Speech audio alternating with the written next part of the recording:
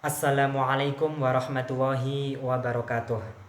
Perkenalkan, nama saya Muhammad Amirul Mukminin, mahasiswa Institut Agama Islam Negeri Salatiga, Fakultas Dakwah, Program Studi Manajemen Dakwah dengan NIM 0034. Nah, seperti yang sudah saya jelaskan di dalam video yang pertama, pada kesempatan kali ini saya akan membuat 2 kali video untuk memenuhi tugas UAS mata kuliah Studi Islam Indonesia yang diampu oleh beliau Bapak Muhammad Hamzah.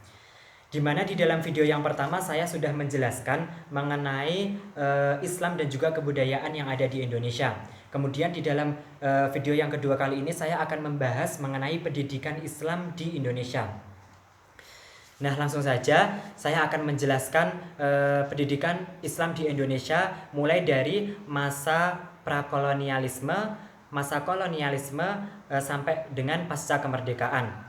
Nah, seperti yang kita ketahui bahwa sejak perkembangan Islam di Indonesia mulai dirilis, pendidikan mendapat prioritas utama masyarakat Muslim yang ada di Indonesia. Nah, selain besarnya arti pendidikan, kepentingan Islamisasi juga mendorong umat Islam untuk melakukan pengajaran Islam dalam sistem terstruktur walaupun masih sangat sederhana. Pengajaran diberikan dalam sistem halaqah yang dilakukan di tempat-tempat ibadah, misalnya nih seperti masjid, musola, bahkan rumah-rumah para ulama.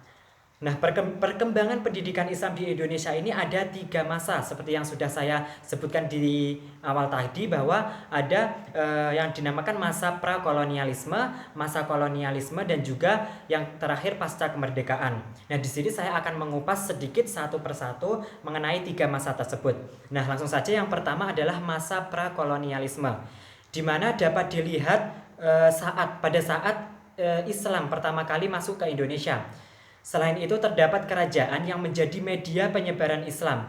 Nah, ada 5 kerajaan yang menjadi media penyebaran Islam. Yang pertama adalah kerajaan Islam di Aceh, yaitu Samudra Pasai. Kemudian yang kedua ada kerajaan Islam di Jawa, yaitu kerajaan Demak. Kemudian yang ketiga kerajaan Islam di Maluku, yaitu kerajaan Ternate. Kemudian yang keempat kerajaan Islam di Kalimantan, yaitu kerajaan Banjar. Kemudian yang terakhir atau yang kelima, peran Wali Songo dalam mengembangkan pendidikan Islam yang ada di Indonesia ini.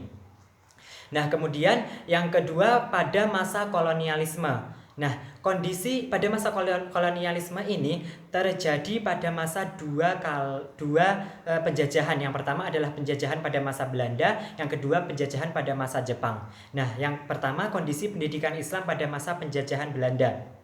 Nah, pada masa kolonisme Belanda ini, pendidikan Islam disebut juga dengan Bumi Putra. Karena apa? Karena yang memasuki pendidikan Islam tersebut rata-rata adalah orang-orang pribumi Indonesia. Sistem pendidikannya pun ada 3. Yang pertama adalah sistem pendidikan peralihan Hindu-Islam. Nah, jadi ada sebagian orang-orang Hindu yang berpindah agama menjadi orang Islam pada waktu itu. Kemudian yang kedua, sistem pendidikan surau. Nah, maksudnya di sini adalah mengenai seperti yang sudah saya jelaskan di atas tadi, misalnya dengan sistem halaqah di tempat-tempat ibadah seperti masjid, musola, rumah-rumah para ulama, dan lain sebagainya. Kemudian yang ketiga itu sistem pendidikan pesantren. Kemudian yang kedua adalah penjajahan, karakteristik kondisi pendidikan Islam pada masa penjajahan Jepang. Nah, karakteristik pendidikan Jepang adalah semua harus berorientasi pada kepentingan perang. Nah, jadi pada masa penjajahan Jepang ini semua pendidikan itu berorientasi pada perang.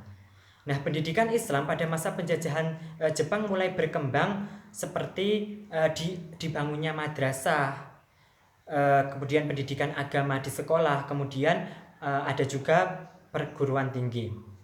Nah, kemudian yang ketiga ada yang namanya pada masa pasca kemerdekaan. Nah, sejak Desember tahun 1946 dikeluarkan peraturan bersama Menteri, peraturan bersama yakni Pengajaran Pendidikan dan Kebudayaan atau PP dan K dan Menteri Agama menetapkan bahwa pendidikan agama diberikan mulai tingkat SD kelas 1 sampai dengan lulus hingga SD kelas 6.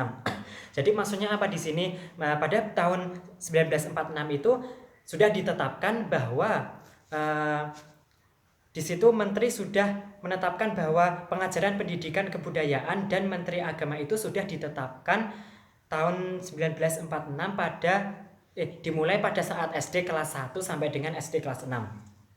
Kemudian pada tahun 1950 rencana pendidikan Islam mulai disempurnakan dengan membentuk panitia bersama yang dipimpin oleh beliau Profesor Mahmud Yunus dari Kementerian Agama dan juga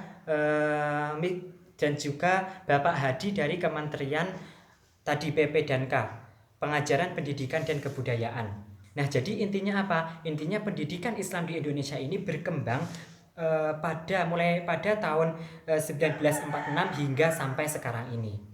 Nah, mungkin hanya itu materi yang dapat saya sampaikan di dalam video, 2 kali video tadi yang pertama dan pada video kali ini mengenai pendidikan Islam yang ada di Indonesia. Nah, kurang dan lebihnya saya mohon maaf. Akhirul kalam. Wassalamualaikum warahmatullahi wabarakatuh.